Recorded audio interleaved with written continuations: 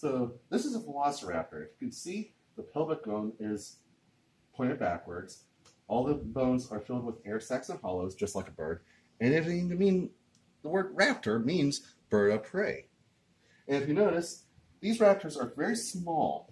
This is a Proceratops. These things are small little, might as well say it's the size of a large Great Dane, maybe larger than that, just a smidge. And these little pack hunters would hunt this. This is the most important thing ever found in Mongolia. This is a death pose.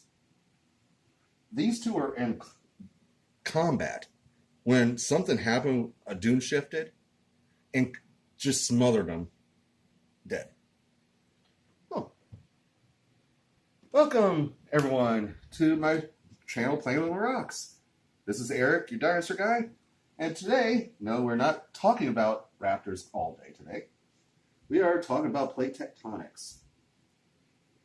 Now, as you all know, we have a geological timeline. Starts pretty much with 4.4 billion years ago when the Earth was created, and then life started in the Precambrian times. Over, if you notice, 2,500 million years ago. But we will start right here with the Cambrian period, which is 570 years ago. Cambrian period was a time of plethora of different types of arthropods that lived in the ocean. Trilobites, types of worms, very primitive jellyfish, and of course, in the Ordovician, Silurian, Devonian, Mississippi, Pennsylvania, and Permian. This whole area of the Paleozoic is what we're focusing on today. Now, I'm in Ohio, so a lot of the stuff from Cambrian to the Permian happened here. Anything from then on, all the glaciers destroyed our fossil record, what little there was. So, unfortunately, from here to here is all I can do for Ohio. And I do suggest, if it's still around, to buy Fossils of Ohio if you are in Ohio. This is an excellent guide. It tells all about the fossils that's found here. This is actually, back in the day, was only $21. And that was from college. But I do warn you, this doesn't have all the fossils in. Since I have also been making discoveries, new discoveries of fossils, like from Lodi, the worm fossils. But, anywho, I found a video about plate tectonics. And very first, it's going to be sped up here. And I'm also going to make sure there's no sound here. Oh, I better stop it. Pause. Okay. You want to get do the speed up. This is the speed up process. From 500 million years ago to don't worry about how fast it's going. And it's to present day. Now we're getting to the very first, which is the Cambrian, or Ediacaran, which is Precambrian. Sorry about that. This is 560 million years ago. Apparently the sound is on. So now into the Cambrian period. Plate tectonics is supposedly a theory, but there's so much Ordovician. There's so much information about it, so much facts about this, that they might as well just say it's not just a theory anymore, it is fact. I mean, plate tectonics is happening today. All of these earthquakes that you see, especially around the Ring of Fire, which is what they call Pacific Ocean, because there's a huge plate on the Pacific, and all these volcanoes and everything else is all around it. One side is subduction zone, the other side is sorry about that. I'm a little rusty on that. I'm more on the fossils than the plates, but it's still important to learn this. And by the way, this is our plate. This is the North American plate that we're seeing here. And we're in the Ordovician period. Most of the North American plate was covered in shallow ocean. And if you notice, this is the Appalachian Mountains, right around here. They were the first mountains to ever form on North America. The first. And we'll play more. This is Silurian.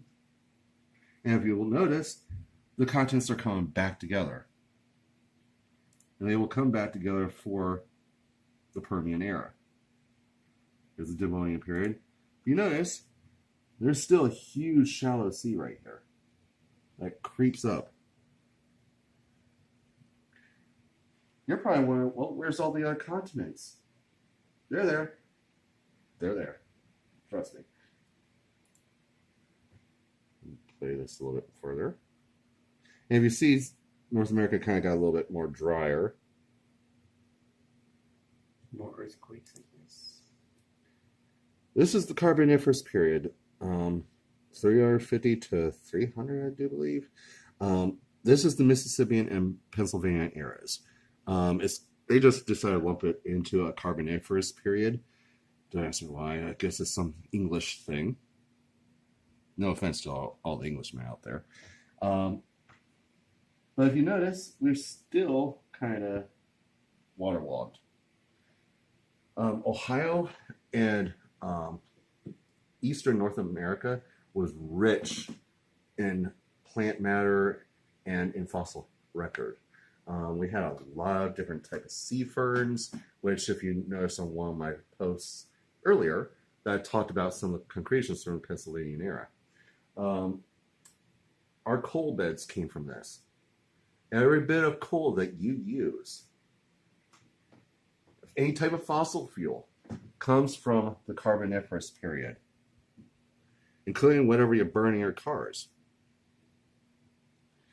Now, when it comes to this whole area,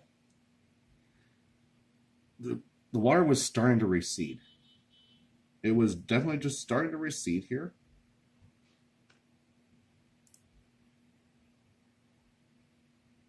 Play it here for a moment.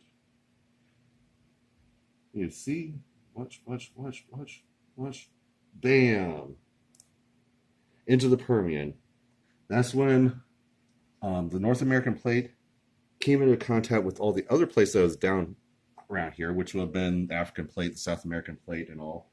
This is the Eurasian plate up here. There's this huge chain of mountains. Guess what? This was the peak of the Appalachian Mountains. This is the peak of that mountain range. So whenever you go into the Appalachians, know that these are one of the oldest mountains on the earth. The Rockies are a lot younger. They didn't form until during the Mesozoic era, during the time of the dinosaurs. And not to mention, anything on the inland here was extremely dry. It was a very dry climate, a lot of deserts. It was very, very, very hard life. And at the end of this era was a Permian extinction. We're not sure what. I think some said it was an ice age, but I'm like, really? But I technically do believe it probably might have been starvation because there wasn't much rain. There was all this open ocean, but whenever you get a huge landmass like this, think of the Sahara Desert, all northern Africa. You think of that as part of how huge this desert would have been, how hot it was. And when times are changing, the plants pretty much just stuck to the outer edges or into the upper things, because remember, you have this huge mountain range. And just the same as over in India with the tall mountains over there, you have these tall mountains here, which, so if rain was going to try to go over here, it'd be stopped by the mountains. If it was coming down here, it would be stopped by the mountains. So it was definitely a horrible time. But it had the greatest amount of diversity because we had the if I can talk today, mammal-like reptiles. We had Dimetrodon, we had Ediacaran, we had all these other strange mixture. You could say it's a hybrid. It's when reptiles was trying to become like mammals. So technically, whatever happened in the Permian era split off. So whether you believe in evolution or not isn't our story. I'm telling you what the facts are. So part of that mammal-like reptiles went to evolve into mammals. How dinky they were. The other part grew into what we know as the dinosaurs and other reptiles and all that came out, and even birds. Do I believe a lot avian-style dinosaurs were birds? Yes. They did evolve. Now we're going to get into something more that I was going to get into, but I might as well do it while we're at it. You see how much the Permian was, and we're getting to the Triassic. Now I'm going to go back to our little geological time scale. This is the Mesozoic era. It consists of 3 eras. You might as well say that's the dinosaur age. Triassic, Jurassic, and Cretaceous. If you want to read here, Pangea breaks up, and first dinosaurs and first mammals came up to here. And of course, Rocky Mountains formed where at? Beginning of the Cretaceous, because that's where the North American plate was traveling westward. It was being pushed west. Which, that one here. And we'll actually get to see that right here. Look at that. Look at that range. Look at that mountain range. This little area here, this little thing here, you see it? That is us. This is where I'm at right now. Or someone who ever did this. But it's a good renditioning of where we are. Move this a little bit further. And here's the breakup. You can now see the South American and African plate. The Australian plate is down here. See how we got pushed way up here? You can't barely see it, but there's an inland sea that happens in the Cretaceous period. You barely see it up here. And there's an inland shallow sea that decided to, appear and then disappear. It part of the Plate Tectonics period too. Play this a little bit further. So you can see, the world was quite different. I'm counting down. Then from 65, you get into the Tertiary. We're now getting into the age of mammals.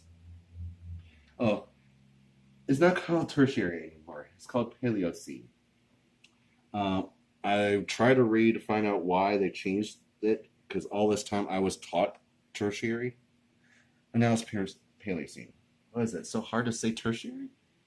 And no explanation. But this is a very, very, very short amount of time if you want to take a look. Compared to all this huge amount of time. It just is all crumpled together in here. And then this is more further spread apart to show how short everything was. Pretty much Asian mammals, and then the Ice Age. Let me get back here. And you'll also be able to see how Florida got formed. The Rockies are already been formed, and it's still forming. And that is current day. So plate tectonics is a really, really, really interesting form of geology to learn. And to me, it's really interesting how these plates are moving all about, getting bounced here and here and here.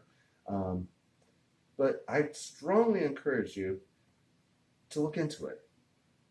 Even if you buy this isn't really quite interesting. Sure, the plates move.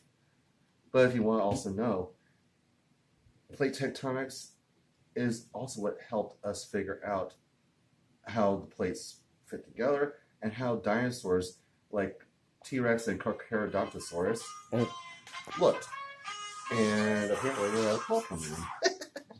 There we go. Anyway, but as I was trying to say though, it's how you can tell like T-Rex and Carcharodontosaurus, they were from two different continents, but they looked similar. They're almost like cousins. You can literally tell from one type of fossil from another type in plants back in the Carboniferous period and how everything linked together.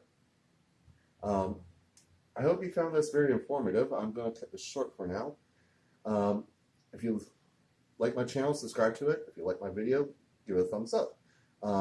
And definitely hit notifications, always get them, so you know when I post. Because if you notice, I'm a little late for this.